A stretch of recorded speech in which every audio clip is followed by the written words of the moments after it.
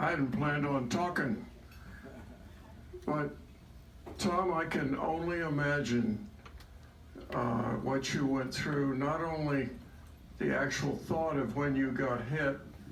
When I got hit with my airplane over North Vietnam and the tail blew off, the one thing that I wanted was, Lord, get me out of here. I don't want to be a POW. And God bless you for what you did, and thank you. I could listen to you all day long, so thank you. I'd like all of you, Laura, and the staff here. I don't think I've ever had a good lunch like this. I mean, shrimp. I have never had frog legs in my whole life. That's pretty damn good. I've shot a lot of bullfrogs, but I've never eaten one. And so, but the staff, go by and tell the staff what a good job they've done in here. Not only the food, but the service. And too many times we complain, but we don't say thank you when they do a good job on this. I'll tell one little story.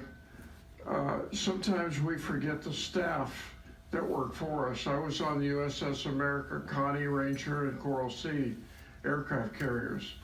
The day I got my first MiG, Willie Lincoln White was my plane captain, broke through the ranks. He knocked over Admiral Cooper. You don't do that in the Navy. He ran across the flight deck, jumped up on the port wing. That's a left wing for you Air Force pukes.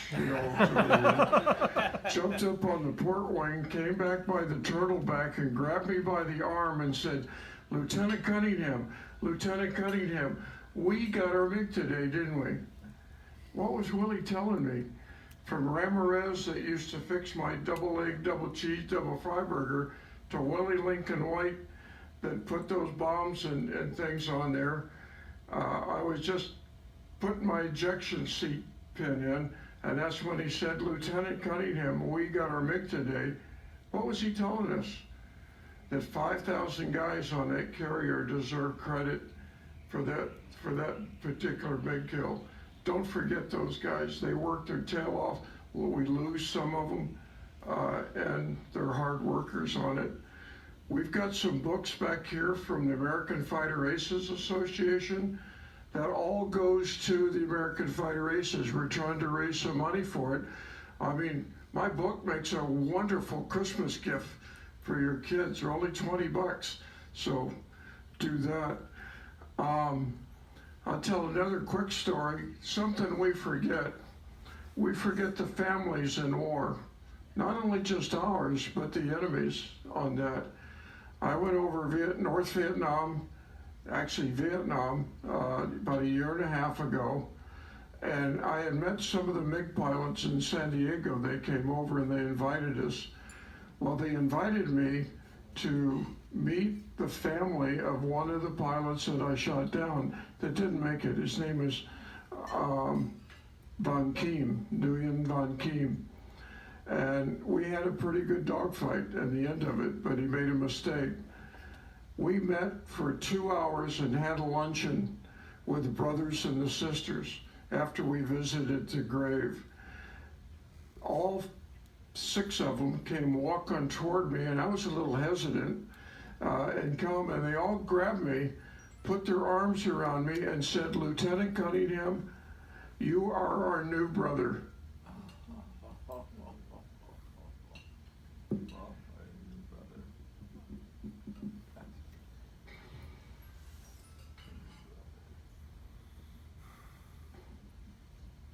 Sometimes it's hard to think about what you've done in the past, and you need to think about the other side and the other families and what they go through as well.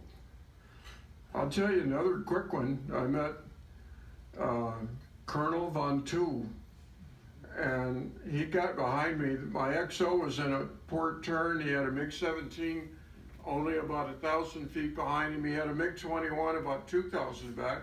I wanted to shoot the MiG-21, but it was a MiG-17 that was going to kill my XO, so I blew him up. And the MiG-21 driver told me, he said, I met him in Hanoi, Ho Chi Minh City, and he said, Duke, thank you for not picking me. Well, I met Van Tu, And while I was trying to take the MiG off my XO, I had a MiG-17 that slipped on me, and my back seater, Willie Driscoll, two Irishmen in the same airplane. Willie said, Duke, do some of your pilot stuff. This guy's closing on us. And I asked, I said, Van Tu, why didn't you at least take a shot? And he laughed and he said, Duke, true story, I ran out of bullets. I would have liked to have known that. Let me just tell you, we got a reunion, our next reunion, and we were going to have 30 MiG pilots this last one, but the virus stopped it. They've sworn they want to come for the next reunion, and we're looking with Ed and the rest of you guys. We hope that you jump into this and hope it, because they want to come. And I think you'd be very interested. I made some very good friends with those guys. Those guys that kept Tom and brutalized and tortured our POWs. I'll just shoot the bastards, but I will not forgive them. But these guys were doing the same thing we did. And I think you'd be amazed at meeting them and see what they went through. One quick last story. Tom, I think you'll relate to this too. I won't talk about the first two kills of this day, but the last one. I was going out, I already had 2 kills. I met a MiG-17, had gotten a pretty long dogfight, and dispatched him. And then on the way out, over Nam Dinh, some of you maybe know where it is, it's on the way out from Hanoi. Nam Dinh was about 2 o'clock, and I saw a SAM coming up at about 2 o'clock. I just started to break into it, and it went off. And luckily I didn't break, because all that shrapnel would have gone through Willie and I. It hit the bottom of the airplane. We had a fire like that airplane you saw up there, that 105. We couldn't catch those things at Top Gun. You guys go so fast. But this SAM went off, and I looked, and we lost 2 of our hydraulic systems, and the only one I had was utility. That controls rudders. And I had read a story and heard him talk about one of our Navy pilots that got hit, lost hydraulics, used these rudders to roll the airplane. And I think some of the airplanes have, Air Force airplanes, that got something to handle that. We don't.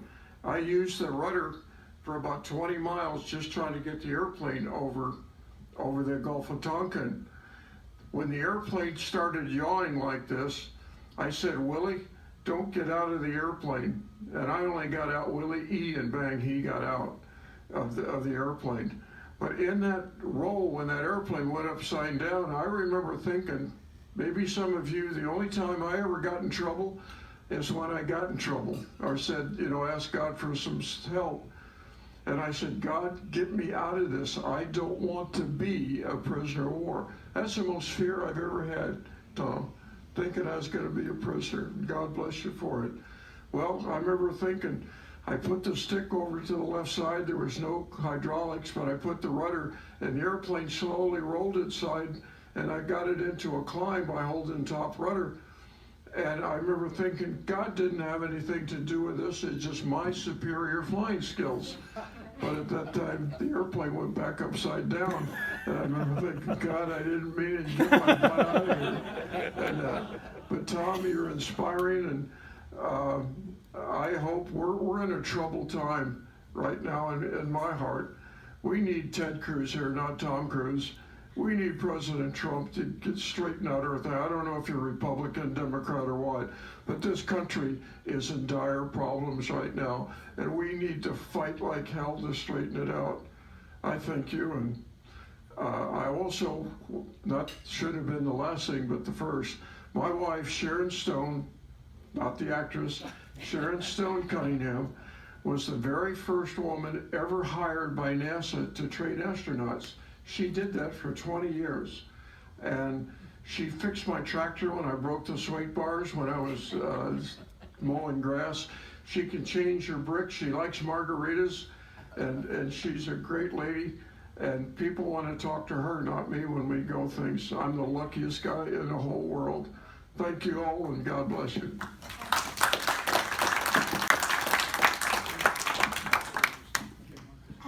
I have a couple of things for you. First of all, I want to challenge anyone here that is not actually a member of the American Fighter Aces Association. Okay, so that's a challenge for you. Why? Well, think about it. The legacy of our American fighter aces is wearing thin, okay, among many other legacies that is important to our country. Okay, so there's a way of sharing that, whether it be at a friend's level, an associate level, and I mean, who knows what down the road's gonna bring. So I wanted to share that with you because usually I'm always encouraging students to study math and sciences. That's usually what I talk to them about. But right now I've been really sharing that, and that was at the top of my list of the legends, the heroes of the Wings Over Houston flight, this air show this past weekend.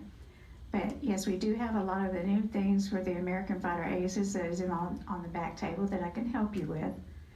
But I guess I'm going to challenge you, even if you are a member of the American Fighter Aces Association, bring in new members, okay? Because the more of us that are, ready and waiting, the longer this legacy is going to stay alive, and it is very, very important. And a thing that brought me to tears was seeing a young lady at the Legend of the Heroes tent, and she looked at me, because Duke was doing his stuff. I had a signed album and an unsigned album and some key rings. And she looked at me and she goes, my great uncle was a fighter ace. I looked at her and I'm like, you're kidding. She goes, no ma'am. I go, what was his last name? And I took the signed book off of the little easel thing, and we flipped through there, and we found that his last name was Watts. And I think some people may recognize that last name. We looked his name up in there. I think it's page 463. And we found him. And she looked at that, she took a picture of it, and she goes, I didn't know this book was even existing. I go, well, maybe some of your family does. But I mean, I'm sitting there in the middle of the tent, sweating to death, and I actually got to meet somebody that was a family member that saw something that was so special, and when I looked back up in her eyes, she had tears in her eyes, just from a black and white picture and a brief bio. Was he Billy Watts from Houston? I believe so. I knew him well. Okay, then you know who I'm talking about. I know the difference between a Hellcat F6F-3 and a -5 from him. The -3s were round rivets and the -5s were smooth rivets, picked up another 8 knots Yeah. speed. Okay, so keep that in mind. You know, there's a lot of things we can do, and who knows, maybe some things might change through prayer, and we might have a really good turnout, and hopefully back here in San Antonio next year. So keep that in mind, and we've got all you guys in our prayers too. Thank you. I can't even remember the last